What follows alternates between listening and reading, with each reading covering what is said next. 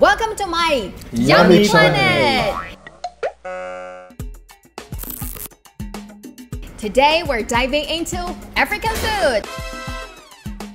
I'm Yummy Shanny, and these are three partners of this African restaurant. Hello, I'm Ivan from Beijing. My name is Benjamin. I'm from Ghana. I'm Emmanuel from Ghana as well. This painting was made by an African artist for us. Yeah, it shows like a typical African family. There are a lot of paintings. Yeah. African style. And I can see the mask there. It's also representative of the African family. Tasting time! It's my first time trying African dishes. I don't know what to do first. Okay, so back in Africa, before we eat, we usually get our appetite from some wine or some liquor. We first taste the Afro Mojito. Yes. So you pour this liquor in there and then you have a sip of it, then we can start with the food. Okay, so the liquor should be the appetizer. Yes, exactly. Not 凉菜, No. cold dishes, okay. No. Wow, it can wake my taste buds in 1 second. I know, right? You told me that this is the staple food. Yeah, this is staple so food. We start with the staple food? Yes, we start with the staple food. After appetizer? Yeah, okay. right after the appetizer. Into the plantain first. And then you dip out, Into this into the beans. Yeah. Ooh. Yeah. And then straight into your mouth. I know why this is the staple food. Yeah, why? The taste is not like banana. Exactly. Also, they're from the same family. Yeah. The flavor is just like the yam. Yeah, it's close to yam. You know that in Chinese Spring Festival, and my parents usually fry the yam. Oh, really? Yeah. So you have yam in China? Yeah, we have yam in China. Oh, that's great. So, black eyed peas or beans. It's also a staple food from Ghana. We usually eat this in the morning, also for lunch, also for dinner, all the time. Yeah. Just like the British breakfast. Exactly. You know that this kind of bean in China has a very cute name. Oh, really? Called 梅豆. Meido. Yeah, Oh. Mei is the 眉毛. Beautiful. Look at this. Oh, okay. It's black 眉毛. Thank you. This is new to me. The spices, Yeah. unfamiliar. Oh, really? Because most of the spices we import from Africa because we cannot find them here. The plantain, we get it from here, which is surprising. One of the things that we're surprised to find from Hainan province. Ah. Yes. Yeah, you know Hainan it has a similar weather situation like West Africa, so it grows in Hainan province. This is the most famous dish out of Africa. It's like the noodles. Noodles is from China, right? And it has brought a lot of food war. Food war? Yeah. What kind of food war? So, you know, Africa has over 50 countries, more than 50, and a lot of them claim that the origination of jollof is from your country. But I'm here to tell you and everybody else that jollof comes from West Africa, Ghana.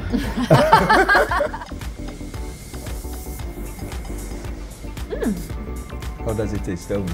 Unfamiliar Unfamiliar taste. taste? Yeah. So this rice doesn't cook with water. It cooks with steam. Oh. Yeah, so it takes a longer time. This kind of rice, the texture are totally different from the Chinese rice. It's very different. Yeah, I can taste the tomatoes. Yeah, we use tomato paste. And many spices. Yes, many spices, so many There's spices. so many unknown spices for me. If I have to take you through, it's going to take us a whole day. Okay. A lot of spices goes into it. Yeah. Now try with the hot chili. Oh, okay. It's hot, so be careful. Do people in Ghana like spicy food? Very much. Oh. When food is not spicy, we don't think it's food. Okay. You should live in Sichuan province in I've China. been there. I love Sichuan. I love Sichuan because of the food. I was there for 2 days and I was eating almost everything. Yeah. I'm sorry. It's so spicy. It's so spicy. I Are you cannot okay? talk. Sorry. Maybe I can try some. Yeah, maybe try the chicken. Okay, maybe try some chicken. this the color of the Ghana national flag? Yes, exactly. You recognize it. So we have the red, we have the yellow, represent the gold, and then the green. Yeah. Wow. Yeah. Very juicy and tender. Yeah. I like this. In which festivals you eat the jollof? Okay, so jollof, even though it's an everyday food, with every event that we celebrate, be it the childbirth, be it somebody's getting married, or any festive occasion, we make sure there's jollof. There's no Ghana. Just like Chinese jiaozi. Exactly. Exactly. So jollof is something that we appreciate so much, and it's part of our culture. Everything we do, jollof rice must be there. And now I know why it's top number one. It's really, really good. Yeah. So next is something you have to use your hand. So you would need a glove. Okay. This is what we call eba. And then we have a goosey and a little bit of okra, okay? And this is what we call fufu. Fufu I'm going to help. very famous. Very famous. Is there an ingredient that called fufu, or fufu is something mixed together? Yeah, fufu is something mixed together. Fufu is like stiff, anything that's stiff porridge. This actually is made from rice, white rice, and this is made from cassava. Yeah, with your hand, you take a little bit of it, try to make it into a ball. So, yeah. And then you dip it into the egusi. Great. Oh. Yeah, very good. And then try. Swallow into your mouth. Swallow? You don't swallow. chew. Oh. Yes, you don't chew it. You don't chew fufu. You have to swallow. Swallow? Yes, you have to. This fufu ball? Are you kidding me? Yeah, okay, just... Can I bite? Yeah, just bite a little bit. Okay, so now you're chewing. I used to chew, you know. The fufu is just like the Chinese rice dumplings. Yes. We eat it in the Lantern Festival, but it's not that kind of sticky. Yeah. I like the sauce. I think the sauce is tastes like the crab roll. It has got some bit of shrimp in it. Shia fin. That's why. Shia fin. It has a seafood taste. I think it might be delicious combined with the rice and the noodles, right? It's actually amazing with rice. Yeah. Okay, and now it's a button. Yeah, same. Yeah, a bit smaller this time, so you can swallow. Yeah. Okay, and then you dip it in the okra. Okay, get your head closer. Very good. Yeah, very good. Oh. Very good. The texture is different. It's different. Yeah. This is a bit rough because it's made from cassava, so it's grated. Yeah, so it has this rough texture in it. It's more smooth and it's a little bit rough. I did some homework. I heard that hand is one of the most important parts for African people. Yeah. When a man wants to marry a woman, and he will say, "Please give me your hands." Yeah. It's true? Yeah, it's true. Oh, that's very the story is true. That's very true, yeah. We do respect the hands a lot. We use it to greet, we use it to shake hands, we use it to eat. So you find that we are always trying to keep our hands very clean. We respect everything that matters with respect goes with the right hand. Everything. You cannot greet with the left hand. This is wrong. You always have to use your right hand. Even when you're eating, there are people who are born as left-handed, but you have to, back in Ghana, you have to use your right hand. You cannot use your left hand to do anything. That demands respect. You have to use your right hand. Egusi is from Nigeria.